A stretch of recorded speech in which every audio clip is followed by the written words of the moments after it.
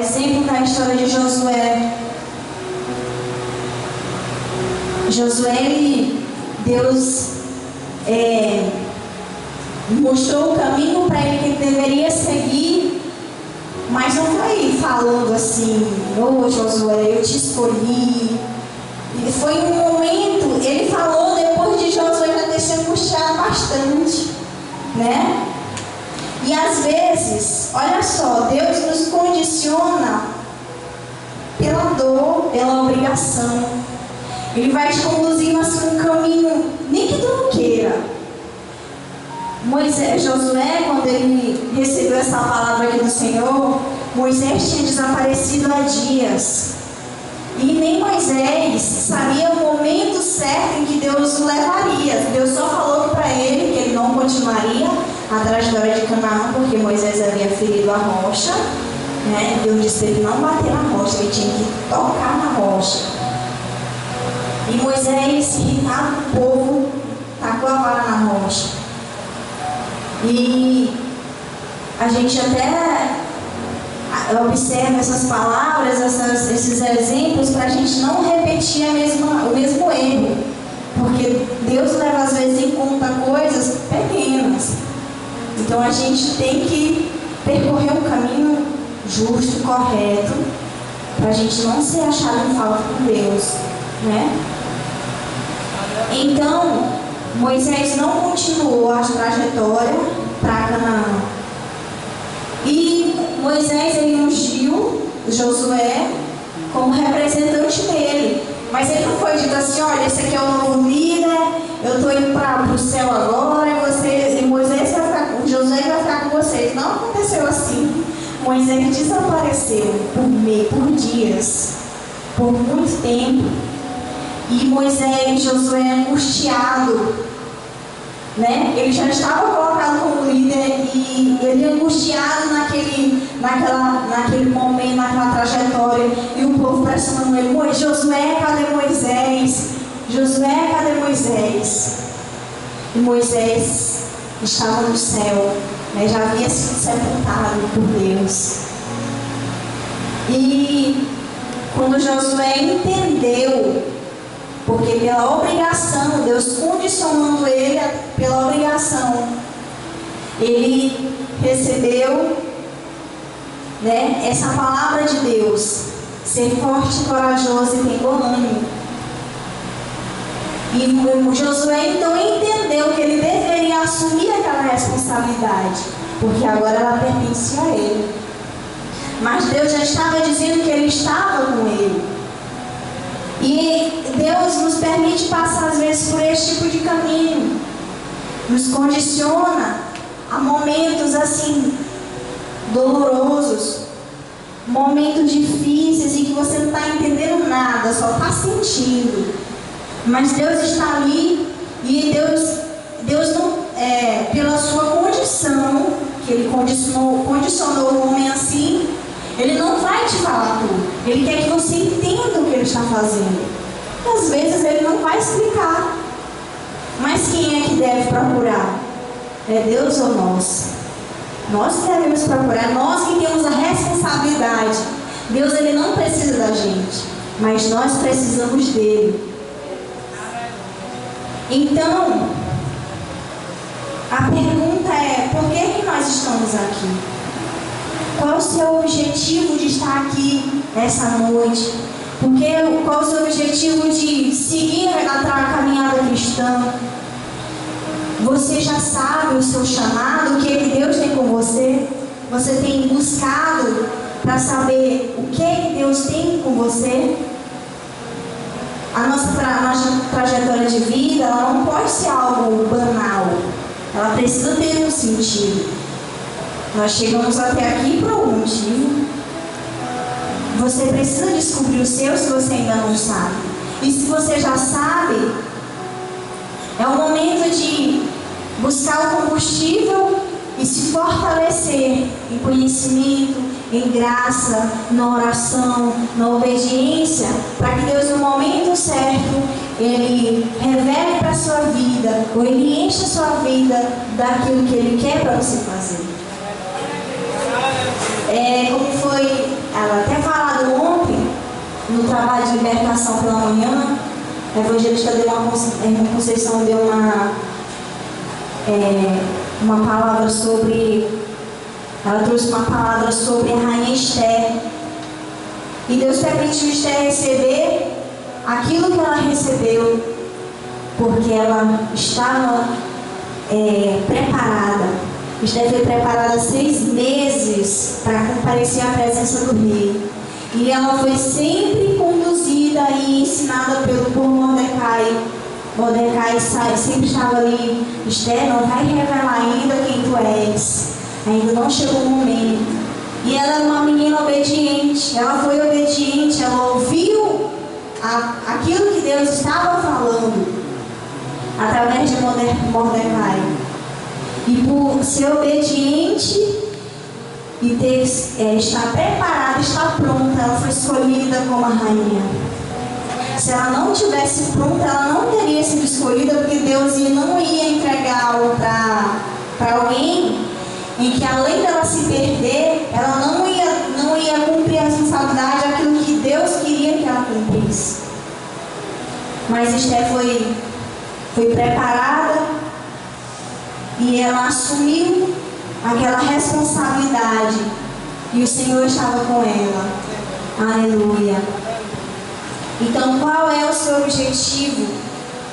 E o seu objetivo, ele tem glorificado ao Senhor? Aquilo que você escolheu, aquilo que o seu propósito, o propósito de Deus para a sua vida. Quem é você e o que você tem feito para cumprir aquilo que Deus projetou para a sua vida? Porque todos nós, quando Cristo morreu na cruz do Calvário, nós recebemos bênçãos ali. Deus nos resgatou da morte. Deus nos trouxe de volta à vida, nos entregando ao direito de vida eterna, ao direito de reconexão, ao direito de nós nos conectarmos de novo com o Pai. Aleluia. E algo que é interessante, eu até fiz uma pesquisa. Ânimo é um sentimento, né? A fé também é um sentimento. Mas existem as emoções. Por exemplo, a paixão é uma emoção. Uma emoção em que, se você não se atentar, você passa por duas fases. Quando você tem as emoções, ou você vai ter dúvidas ou coragem, né? A paixão, ela faz isso, ela arde, que te dá uma coragem. Daqui a pouco você começa a ter dúvida. Na adolescência também tem muito isso. É uma coisa muito instável, é o sentimento que a criança está amadurecendo e ela fica muito adulta, às vezes muito criança de novo. Ela está instável. Então a emoção, ela te traz esses dois tipos de sentimento, de dúvida ou de coragem. Mas a emoção, ela é tão importante, porque às vezes nós não precisamos agir por emoção. Nós precisamos agir por razão ou fé. É um dos dois, ou pela razão ou pela fé. Porque se a gente agir com a emoção, não dá certo. Se deu certo alguma vez, eu não sei. Vocês podem até me falar depois, se alguém agiu com uma coisa, teve uma atitude com emoção e deu certo. Porque eu nunca vi dar certo, né? Que é o famoso por impulso. É a emoção, ela dá uma coragem assim na hora. Mas a emoção é importante para te fazer refletir. Será que eu estou no caminho certo? Será que a minha fé está direitinho? Eu estou sentindo Deus tão distante de mim. Será que Ele está afastado de mim e eu estou fazendo tudo certinho?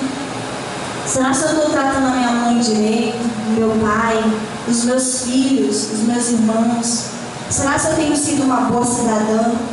Eu tenho sido uma boa esposa? São reflexões que a emoção te leva a fazer, às vezes, e ela é importante, porque pela dúvida, você vai poder usar o seu sentimento e o seu raciocínio para agir. E nesse momento aqui que Josué estava passando, ele estava na emoção, na dúvida, no desespero, porque Moisés havia sumido. Mas aí Deus disse assim: Josué, tenha bom ânimo, ser forte e corajoso, e tem bom ânimo, eu estou contigo. E Deus estava dizendo o quê? Josué, tem um sentimento de acreditar, tem um sentimento de levar em frente, que agora a responsabilidade é sua. Moisés não vai mais voltar. Moisés te ungiu, né? E você agora vai assumir essa responsabilidade. Era essa a interpretação para Josué. Era esse sentimento, tudo aqui ligado ao sentimento do homem. Aleluia.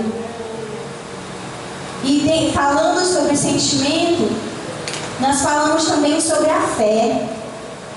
A pastora pregou recentemente sobre 3 tipos de fé.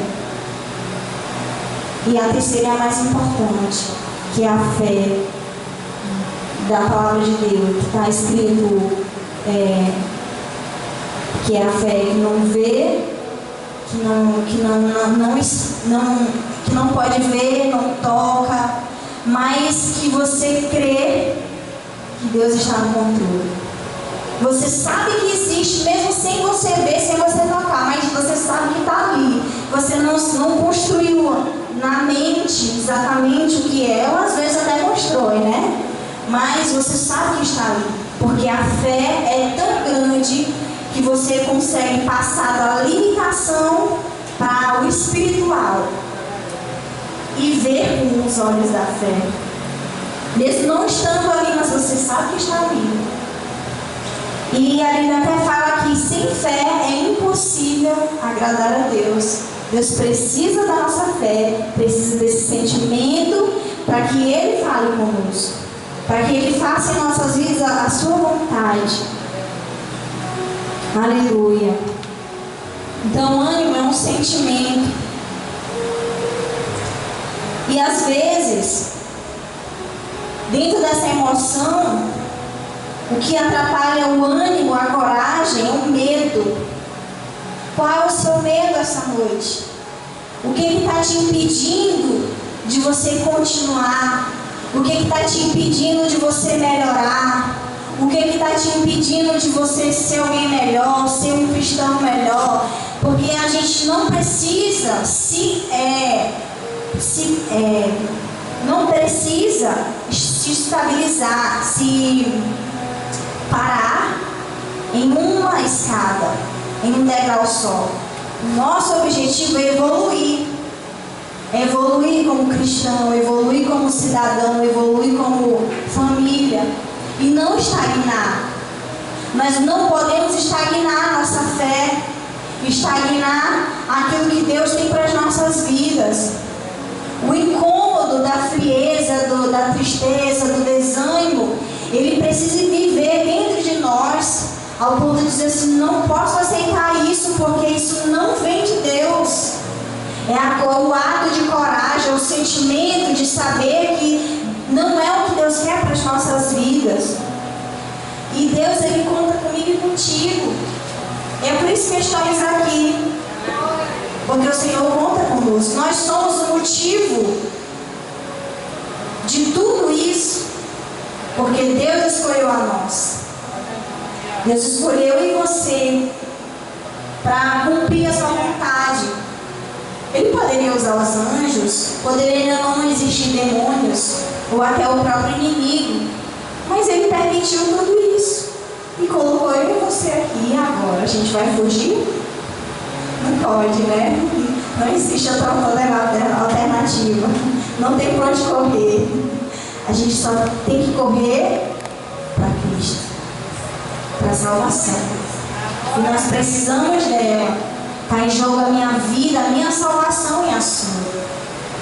E dentro dessa condição que é importante, que Deus...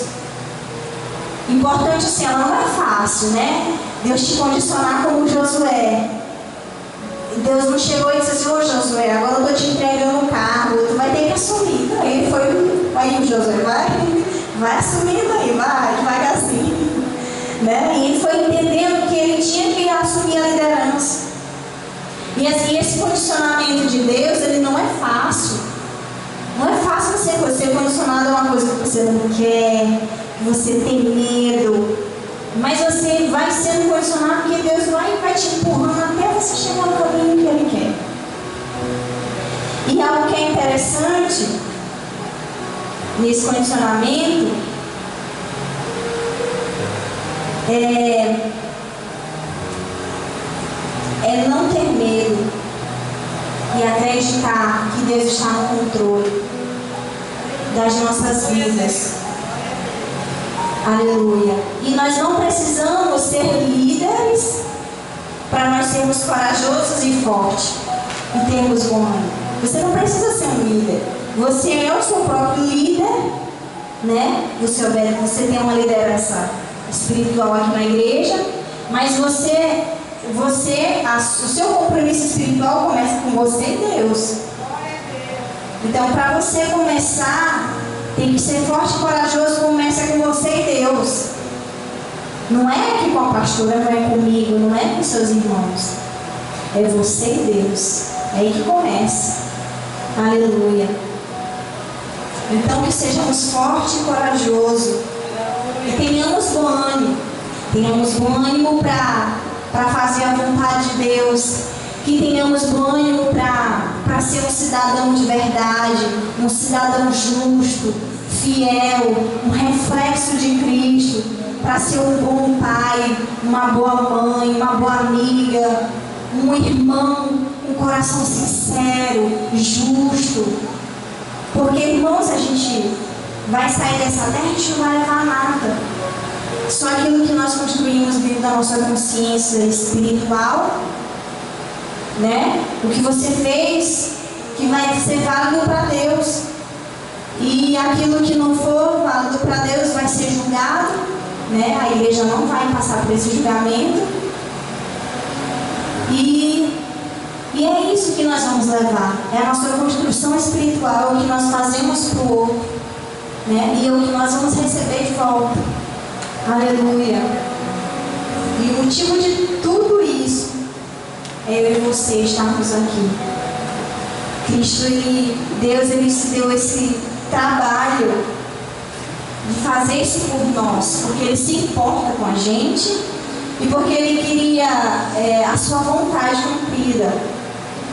Ele queria que a sua vontade se cumprisse dentro de nós. E o que é mais interessante, por mais difícil que seja a gente ser condicionado assim, a gente vai, às vezes, começa pela obrigação, né? A servir a Cristo, ou pela dor. Mas quem é, agora eu faço uma pergunta, quem é que é condicionado a uma situação, a fazer algo de Deus, que conhece o amor? O amor, quem é o amor? É Jesus. Quem é que conhece o amor e não se apaixona pelo amor? Quem que não passa a amar?